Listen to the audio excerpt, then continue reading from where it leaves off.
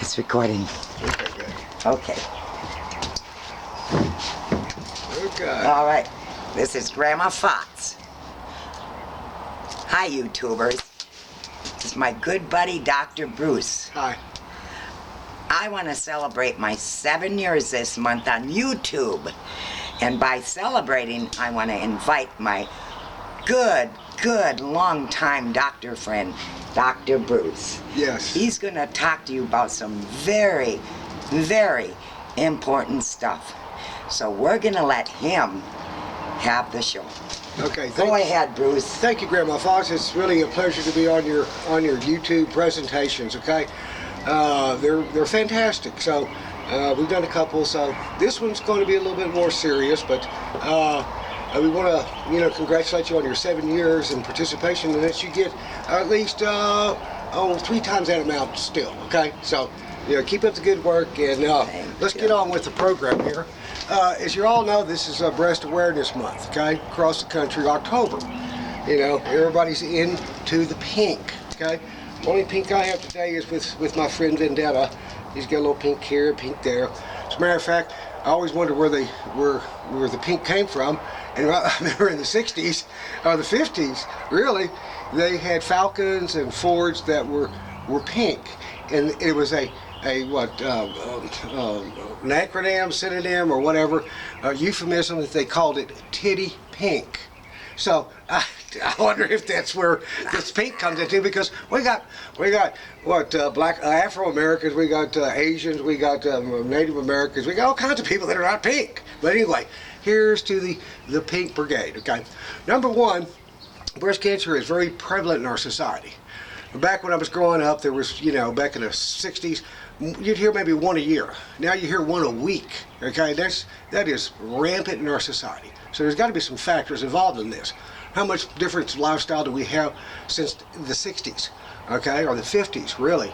Well, I'd say we have processed food. We have adulterated food. We got food containing what? Hormones coming from the feeding and the raising of these animals, the chicken, the beef. About the only thing that doesn't get it is the pig. All right, so I don't know, but boy, all of us people have eaten enough of that stuff to have what? Hormonal invasion, saturation, and the breast is just full of fat. All right, and it's purposeful. Okay, it's got production of the lactating for breastfeeding and whatnot. So the fat is very important for this breast function. Okay, so. But fat also has a tendency to adhere to poisons, okay? Our poisons are lipophilic, okay?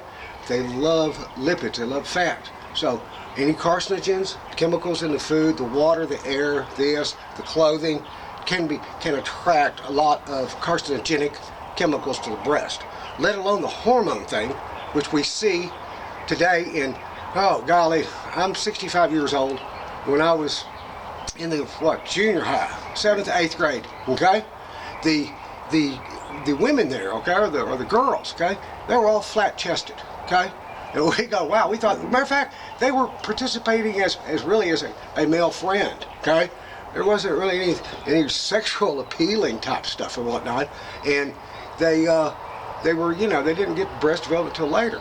Now, okay, in the last, 10, 15 years, 20 years, especially now, we see a lot of the adolescents starting at, not even adolescent, I'd say with the latter part of childhood, at 8, 9, 10 years of age, already having breast development, okay? And by the time they're in junior high, 7th grade, 8th grade, 9th grade, they've got some, boy, a nice set of tits, okay? But back then, back 30, 40 years ago, they didn't. So, what's happening? And my postulation is the hormones in the food that a child gets exposed to, okay, right away in this, fast food society, processed food society, adulterated food society, where they have exposed to, French fries, and hamburgers, chicken nuggets and whatnot. Oh yes, easy foods, whatnot. But they're less than a year old, and they start doing that stuff, and they do it all the way through their early adulthood. So where do you think they're getting those hormones? From the KFC chicken? Yes. From the HEB beef that are hormone fed and whatnot? So when are we going to get rid of that? Probably the people that eat wild game that's out there grazing in the Mother Nature don't have that risk. Okay, so man, if there's one thing that we could do today, and it's besides saying do your self-examinations, we're going to talk about the mammograms very quickly, but the self-examination, and before that is probably your total health, your holistic health care, mental, spiritual, and physical. In the physical realm is with exercise and the food that we take in, nutrition.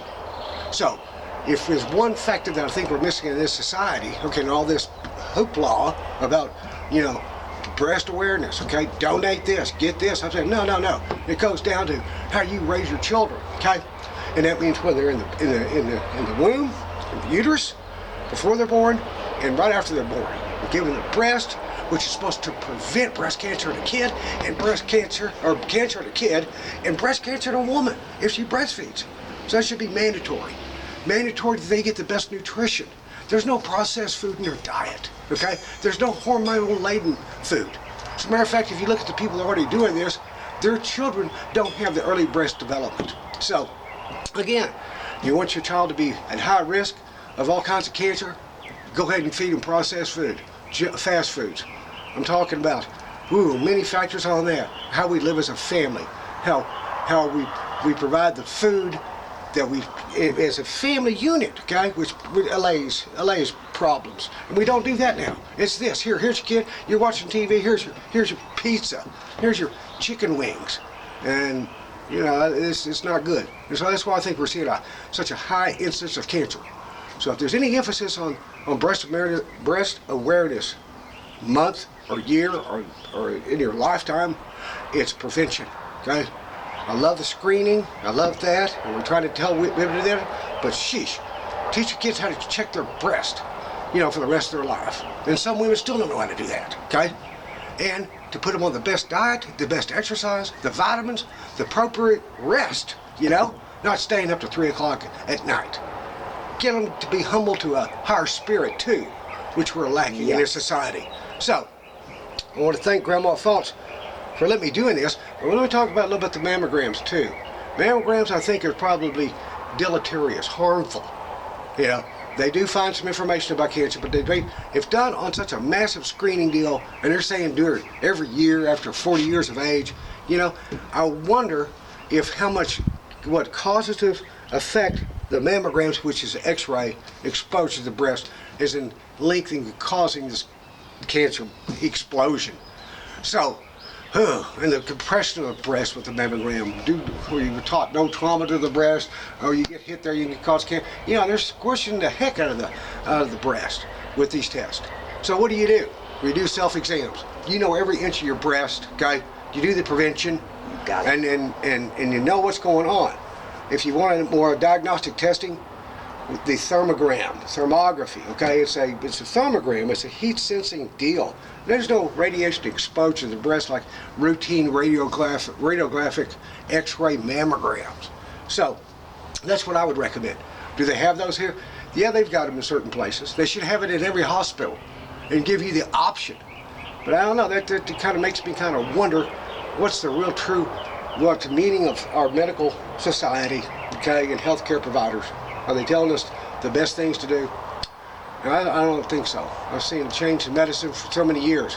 Big business has caused a capitalistic over treatment, over testing of certain things without really getting to the major points of prevention. An ounce of prevention worth how many pounds of cure? And we're still not doing it hardcore. So, good deal. So anyway, God bless you women out there. You're our limiting factor, number one. Yes. If there's no women, there's no society. So you're the limiting factor. You can go get pregnant at a sperm bank, okay? So, you women, you take good care of yourself, okay? Society must go on. We want a healthy society. Not one that's diseased, that's costly. We need to put our money and our efforts into the children and their education and whatnot, and our own education, our own well-being. So, God bless you women. May God take care of you and bless your children, right? And give you all the extra power and enlightenment, and guidance and awareness that you should deserve. Okay, so that's it. Wow. That was the bomb. Thank you, Dr. Bruce. Well, You did. Yeah, well, that's my serious part. I couldn't have done better myself. I think he needs to start a YouTube account called Bruce's Corner. There's a corner. You better know I'll corner you.